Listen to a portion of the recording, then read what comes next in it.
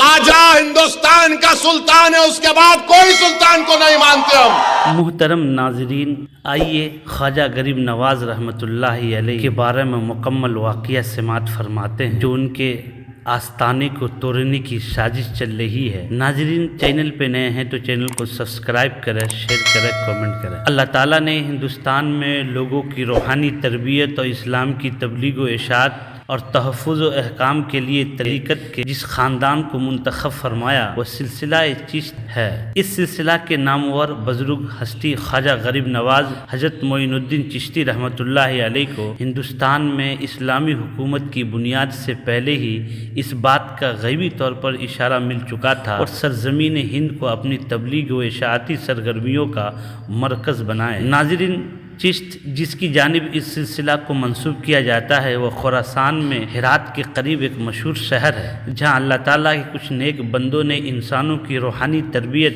اور تزکیہ نفس کے لیے ایک بڑا مرکز قائم کیا۔ ان حضرات کے طریقہ تبلیغ اور رشد و ہدایت نے پوری دنیا میں شہرت و مقبولیت حاصل کر لی اور اسے اس شہر چشت کی نسبت سے چشتیہ کہا جانے لگا۔ چشت موجودہ جغرافیہ کے مطابق افغانستان میں ہرات کے قریب واقع ہے۔ سلسلہ چشتیہ کے بانی حضرت ابو اسحاق شامی رحمۃ اللہ علیہ ہے۔ سب سے پہلے لفظ چشتی انہی کے نام کا جز بنا، لیکن حضرت خواجہ معین الدین چشتی حسن سنجری رحمۃ اللہ علیہ کی شخصیت نے اس سلسلہ کے پرچم تلے دعوت حق کا جو کام انجام دیا وہ آپ کو جو شہرت و مقبولیت حاصل ہوئی اس کا کوئی ثانی نہیں ہے۔ سرزمین ہند میں سلسلہ چشتیہ کے بانی و اسلام کی تبلیغ و اشاعت کے سرخیل اور سالار حضرت خواجہ غریب نواز معین الدین چشتی حسن سنجری اجمیری رحمۃ اللہ علیہ کا نام ہے۔ معین الدین ہے، والدین محبت سے آپ کو حسن کہہ کر پکارتی تھی۔ آپ حسنی اور حسینی سید تھے۔ آپ کا سلسلہ نسب 12ویں پشت میں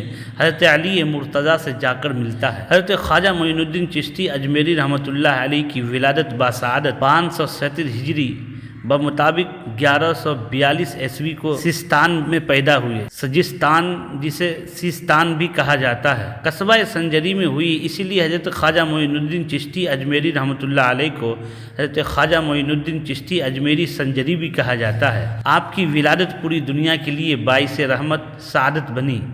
آپ نے اس دنیا میں عرفان خداوندی، خشیت ربانی، عشق رسول صلی اللہ علیہ وسلم کا چرچا کیا اور کفر و شرک کی گھٹا ٹوپ کو اسلام و ایمان کی روشنی سے جگمگا دیا۔ آپ کی والدہ ماجدہ بیان کرتی ہے، جب معین الدین میرے شکم پیٹ میں تھے تو میں اچھے خواب دیکھا کرتی تھی، گھر میں خیر و برکت تھی، دشمن دوست بن گئے تھے۔ ولادت کے وقت سارا مکان انوار الہی سے روشن تھا۔ آپ کی پرورش اور تعلیم و تربیت خراسان میں ہوئی۔ ابتدائی تعلیم والد گرامی کے زیر سایہ ہوئی جو بہت بڑے عالم تھے۔ 9 برس کی عمر میں قرآن شریف حفظ کر لیا۔ ایک مدرسے میں داخل ہو کر تفسیر و حدیث، فقہ، اسلامی قانون کی تعلیم حاصل کی۔ خدا داد، ذہانت و ذکاوت، یادداشت اور غیر معمولی فہم و فراست کی وجہ سے انتہائی کم مدت میں بہت زیادہ علم حاصل کر لیا۔ حضرت خواجہ معین الدین چشتی اجمیری رحمۃ اللہ علیہ 11 برس کی عمر تک نہایت ناز و نعم اور لاڈ و پیار میں پروان چڑھے تھے۔ حضرت خواجہ غریب نواز رحمۃ اللہ علیہ کی عمر 15 سال کی ہوئی تو آپ کے والد حضرت غیاث الدین حسن علیہ الرحمہ کا سایہ شفقت و محبت سر سے اٹھ گیا، لیکن بہمت والدہ ماجدہ بی بی ماہ نور نے آپ کو باپ کی کمی کا احساس نہیں ہونے دیا۔ والد گرامی کی اس دار فانی سے کوچ کرنے کے بعد ترکہ میں ایک باغ اور ایک پنچکی ملی۔ جوانی کے عالم میں اسی ترکہ کو اپنے لیے ذریعہ معاش بنایا۔ خود ہی باغ کی دیکھ بھال کرتے اور اس کی درختوں کو پانی دیتے اور باغ کی صفائی ستھرائی کا بھی خود خیال رکھتے۔ اسی طرح پنچکی کا سارا نظام بھی خود سنبھالتے، جس سے زندگی بڑی آسودہ اور خوشحال بسر ہو رہی تھی۔ لیکن اللہ تعالیٰ نے آپ کو انسانوں کی تعلیم و تربیت اور کائنات کے گلشن کی اصلاح و تذکیر کے لیے منتخب فرما لیا تھا اور طریقت و سلوک کے مراتب طے کرتے ہوئے وہ مقام بلند حاصل کیا کہ آج بھی آپ کی روحانیت کو ایک جہاں تسلیم کر رہا ہے۔ حضرت خواجہ معین الدین چشتی اجمیری رحمۃ اللہ علیہ کی زندگی کا وہ واقعہ ذیل میں ملاحظہ فرمائیے جسے آپ کی دنیا بدل دی۔ مجذوب وقت ابراہیم قندوزی کی آمد اور حضرت خواجہ کا ترک دنیا کرنا۔ ایک دن ترکے میں ملے ہوئے باغ میں آپ درختوں کو پانی دے رہے تھے۔ اسی بستی کے ایک مجذوب ابراہیم قندوزی اشارہ غیبی پر باغ میں تشریف لائے۔ جب حضرت خواجہ کی نظر اس صاحب باطن مجذوب پر پڑی تو ادب و احترام کے ساتھ ان کے قریب گئے اور ایک سایہ دار درخت کے نیچے آپ کو بٹھایا اور تازہ انگور کا ایک خوشہ سامنے لا کر رکھ دیا، خود دو زانو ہو کر بیٹھ گئے۔ حضرت خواجہ ابراہیم قندوزی نے انگور کھائے اور خوش ہو کر بغل سے روٹی کا ایک ٹکڑا نکالا اور اپنے منہ میں ڈالا، دانتوں سے چبا کر خواجہ غریب نواز کے منہ میں ڈال دیا۔ اس طرح حق و صداقت عرفان خداوندی کے طالب حقیقی کو ان لذتوں سے فیض یاب کر دیا۔ روٹی کا حلق میں اترنا تھا کہ دل کی دنیا بدل گئی، روح کی گہرائیوں میں انوار الہی کی روشنی پھوٹ پڑی۔ جتنے بھی شکوک و شبہات تھے سب کے سب ایک آن میں ختم ہو گئے۔ دنیا سے نفرت بے زاری پیدا ہو گئی اور آپ نے دنیاوی محبت کے سارے امور کنارہ کشی اختیار کر لی۔ باغ پنچکی دوسرے ساز و سامان کو بیچ ڈالا، ساری قیمت فقیروں اور مسکینوں میں بانٹ دی، طالب حق بن کر وطن کو چھوڑا اور سیر و سیاحت شروع کر دی۔ زمانہ قدیم سے یہ دستور چلا آ رہا ہے کہ علمی طریقت کی تحصیل کے خواہش مند پہلے علم شریعت کو حاصل کر کے اس میں کمال پیدا کرتے ہوئے عمل کی دشوار گزار وادی میں دیوانہ اور مستانہ چلتے رہتے ہیں، بعد میں علم طریقت کا حصول کرتے ہیں۔ چنانچہ خواجہ معین الدین چشتی رحمۃ اللہ علیہ بھی اسی طریقہ کار کو اپنایا اور وطن سے نکل کر سمرقند بخارا کا رخ کیا، جو اس وقت پورے عالم اسلام میں علم و فن کے مراکز کے طور پر جانے جاتے تھے، جہاں بڑی بڑی علمی دینی درسگاہیں تھیں جن میں اپنی زمانے کے ممتاز اور جید اساتذہ کرام درس و تدریس کے فرائض انجام دیا کرتے تھے۔ ان درسگاہوں میں دنیا بھر کے علم دین کی طلب رکھنے والے افراد کھینچ کھینچ کر آتے اور اپنی تشنگی کو بجھاتے تھے۔ حضرت خواجہ غریب نواز رحمۃ اللہ علیہ بھی یہاں آ کر پورے ذوق و شوق اور لگن کے ساتھ طلب علم میں مصروف ہو گئے۔ تفسیر حدیث، فقہ، کلام اور دیگر ضروری علوم کا درس لیا اور کامل مہارت حاصل کر لی۔ آپ کے اساتذہ میں نمایاں طور پر مولانا حسام الدین بخاری، مولانا شرف الدین وغیرہ بھی ہیں۔ سمرقند اور بخارا کی ممتاز درسگاہوں میں جید اساتذہ کرام کی زیر سایہ رہ کر حضرت خواجہ معین الدین چشتی رحمۃ اللہ علیہ نے علوم شریعت کی تکمیل کرنے کے بعد روحانی علوم کی تحصیل کے لیے اپنے سفر کا آغاز کیا۔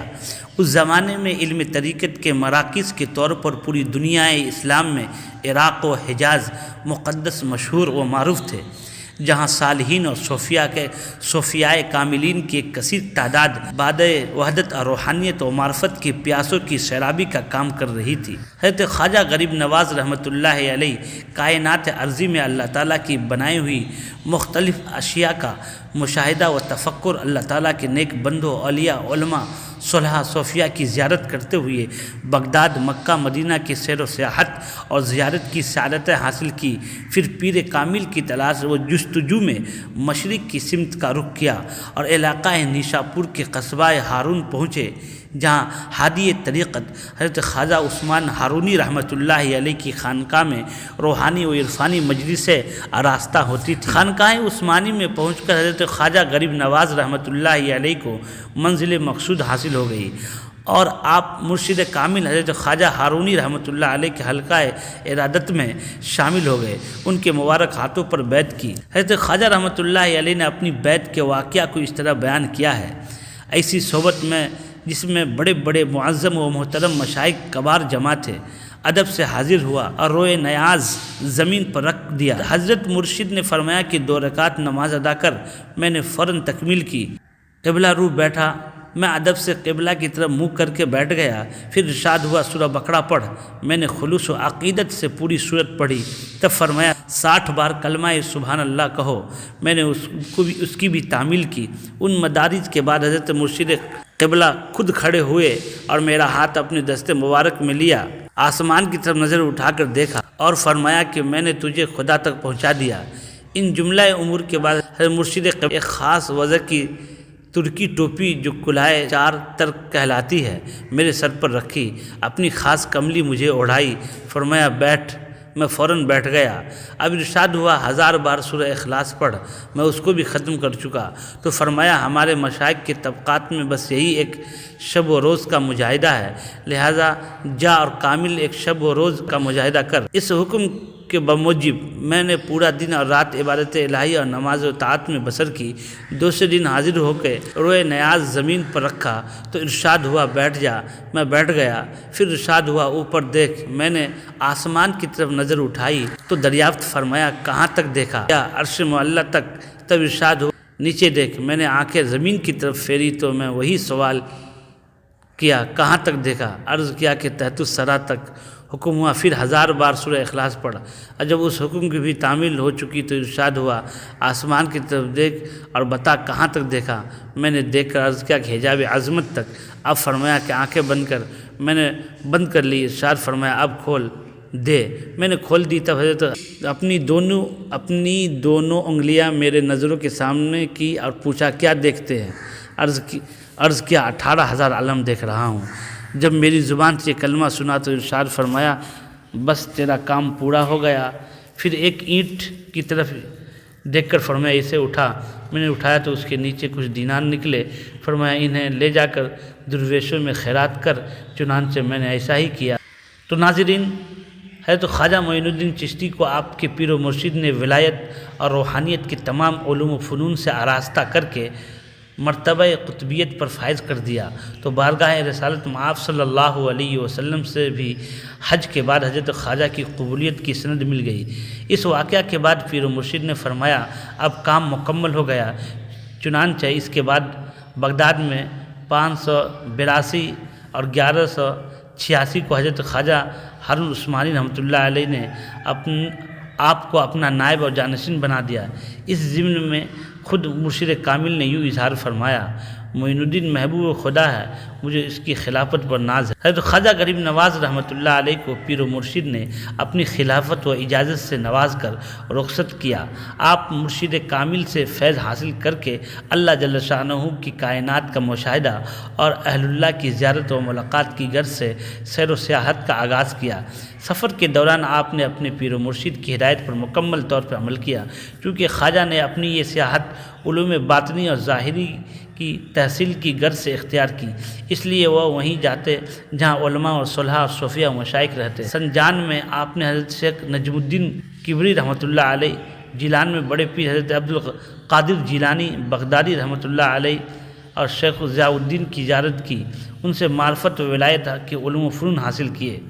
بغداد کے بعد حضرت خواجہ اصفہان پہنچے، وہاں حضرت شیخ محمد اصفہانی سے ملاقات فرمائے۔ حضرت خواجہ قطب الدین بختیار کاکی ان دنوں اصفہان میں موجود تھے۔ جب آپ نے حضرت خواجہ کی چہرہ زیبا کی زیارت کی تو بہت متاثر ہوئے، دل کی دنیا بدل گئی اور آپ پر نثار ہو کر مریدوں میں شامل ہو گئے، اور حضرت خواجہ کی اتنی خدمت کی کہ بعد میں وہی آپ کے جانشین ہوئے۔